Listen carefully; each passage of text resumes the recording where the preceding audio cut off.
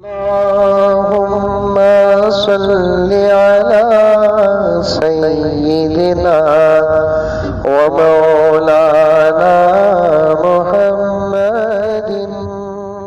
कब्रस्तानों का क्या हाल बना रखा है।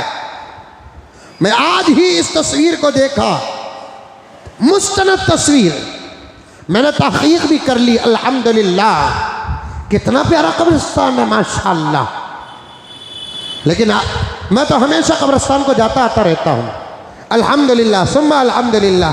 जाओ कि नको जाओ कि जाना था वहाँ पर जाकर आदत बना लो।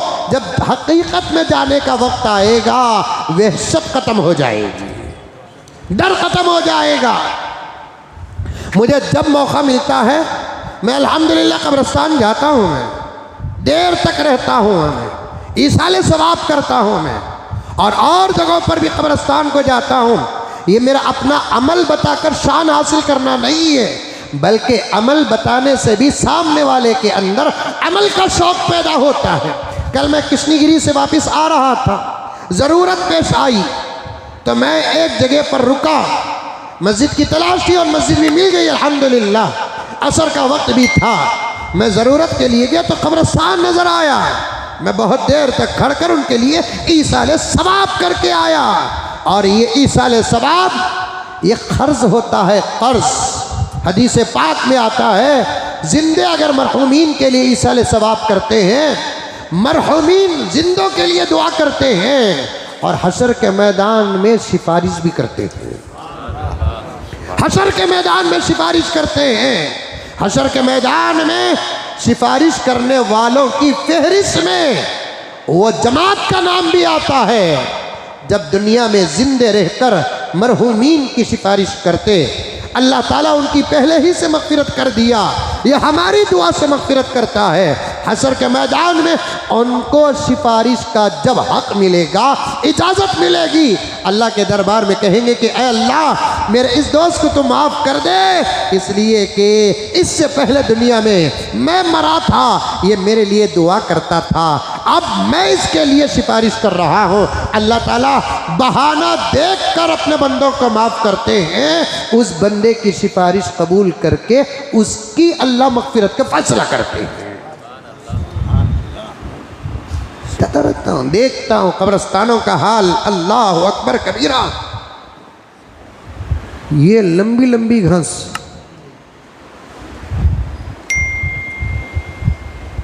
आजकल तो कब्रिस्तानों में पूजा भी हो रही है मेरे पास।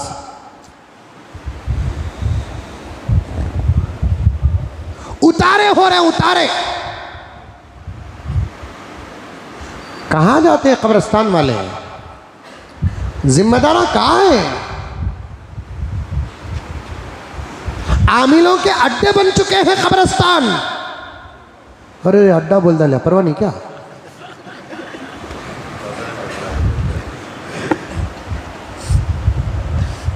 जादूगरों के अड्डे बन चुके हैं कब्रिस्तान।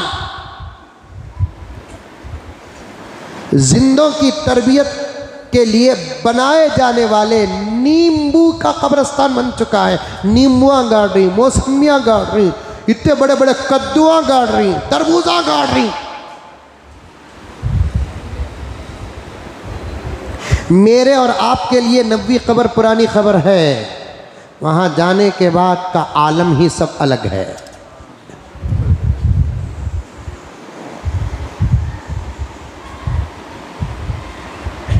मेरे घर में आकर अगर कोई आदमी कोई चीज़ ऐसी वैसी डालता है, जैसे मुझे गुस्सा आता है, किसी के खबर पर भी कोई चीज़ ऐसी वैसी गैर शरई डालते हैं तो साहिबे खबर को भी तकलीफ और गुस्सा आता है। कहाँ है?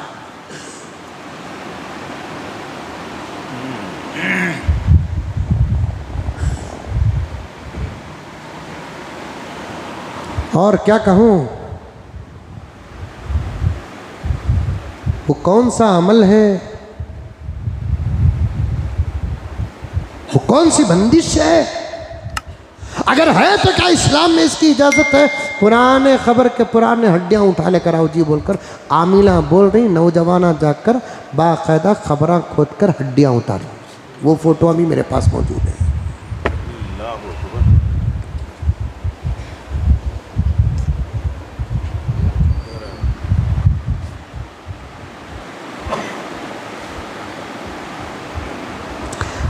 कब्रिस्तान ऐसा साफ हो कि इस किनारे से अगर कोई खड़े होकर नजर डाले तो पूरा कब्रिस्तान उसके नजर के अंदर आ जाए। अच्छी बात है कि खराब बात है?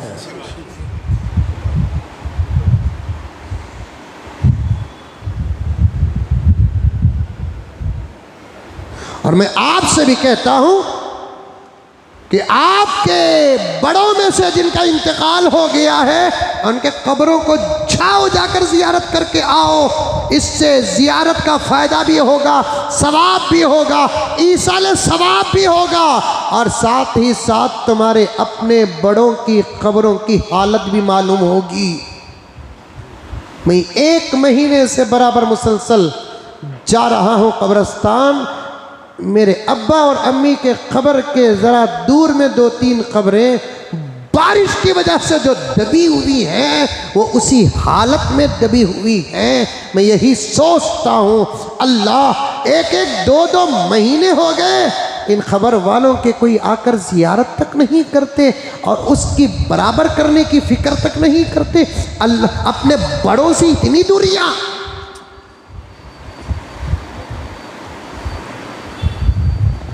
उनकी छोड़ी हुई दौलत खाना मालूम, उनके खबरों के पास जाना मालूम नहीं, उनकी छोड़ी हुई विरासत पर राज करना मालूम, और उनके खबरों के पास जाना मालूम नहीं। जैसे मिसाल के तौर पर मैं खुला कह देता हूँ, मिसाल के तौर पर कह रहा हूँ, ये हमारा मैसूर रोड का कब्रिस्तान है, खुद्दूस साहब का कब्रिस्तान है, टैनी रोड का कब्रिस्तान है। इहाता कितना है? 15-20 एकड़ है, बस उतना ही। जितना शिवाजी नगर है उतना कब्रिस्तान है क्या? जितना मैसूर रोड है उतना कब्रिस्तान है क्या? जितना और इलाका मुंडडी पाला फुला और फुला है उतना कब्रिस्तान है क्या? एक 5 एकड़ 10 एकड़ का इलाका है। हर आदमी अपने माँ बाप, दादा दादी, नाना नानी की कब्र के पास जाकर उनका हल्का साफ कर दे, इंशाअल्लाह ताला 10-15 दिन में पूरा कब्रिस्तान साफ हो जाएगा। इससे अच्छा तरीका क्या चाहिए?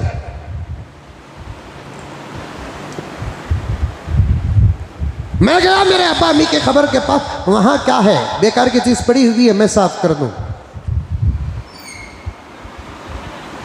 फूला लाको डाल रही, वो फूला सूखे के बाद एक बहुत बड़ा कचरा दान बन जाता है। देखिए इस खबर से बात आ गई मुझे।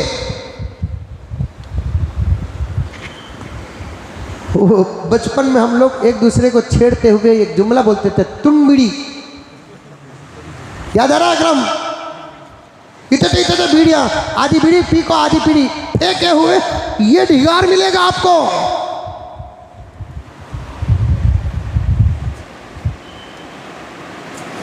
सिगरेट मिलेंगे आपको वहां, पान पराग गुटखा की पाकिटें मिलेंगे वहां आपको।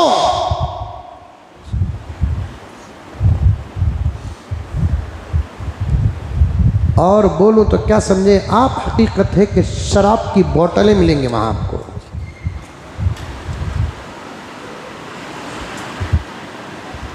जुए के पत्ते मिलेंगे वहां आपको।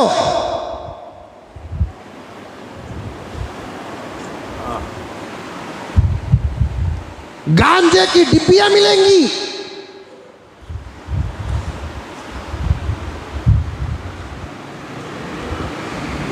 क्या बोलते? क्या क्या की मेरे आदमी थे। मैंने कई साल पहले इस पर बात किया तो एक साहब कहने लगे, हजरत उतना देखने नहीं होता। हजरत तो छोड़ो, मिलिट्री ग्राउंड में कोई दाखिल नहीं हो सकता। इहाता कितना मजबूत है। पुलिस ग्राउंड में कोई दाखिल नहीं हो सकता। इहाता कितना मजबूत है।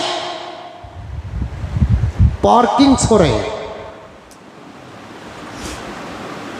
फुकाहा ने यहाँ तक लिखा है वो बकरी जो कब्रिस्तान का चारा चरती है उसका गोश्त मशकूक है।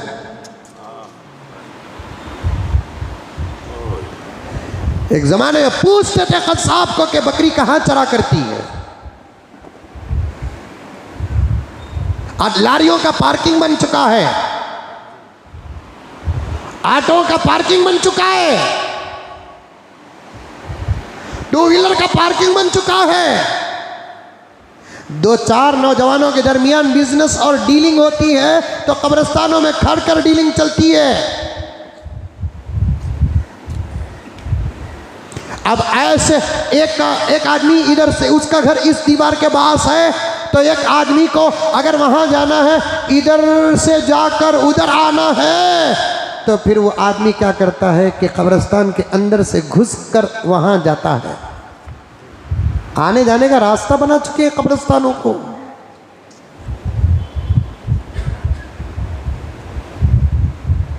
मकामे आदाब में से है कब्रिस्तान।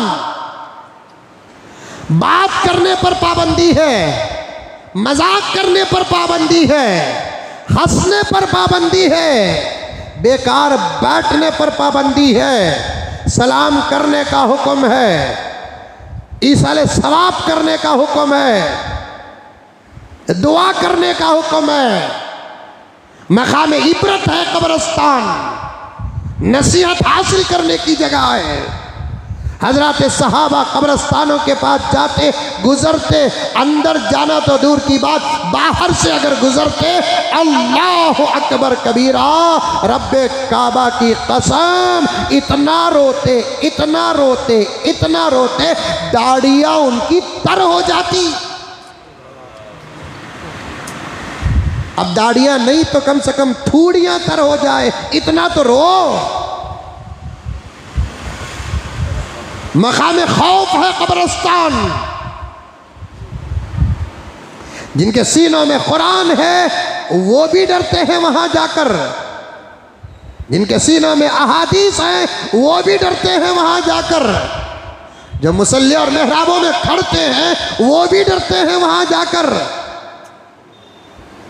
तुम कहां हैं मेरे प्यारों? डर खत्म हो गया, दुनिया ही में डर, आखिरत का डर भी खत्म हो गया। आपसे आज एक पहला पैगाम देना चाहता हूँ, जियारतें करो और अपने अपने कम से कम 1 2 4 कब्रों के अतराफ व अकनाफ की जगह को पाक करो, कब्रिस्तानों को पाक करो।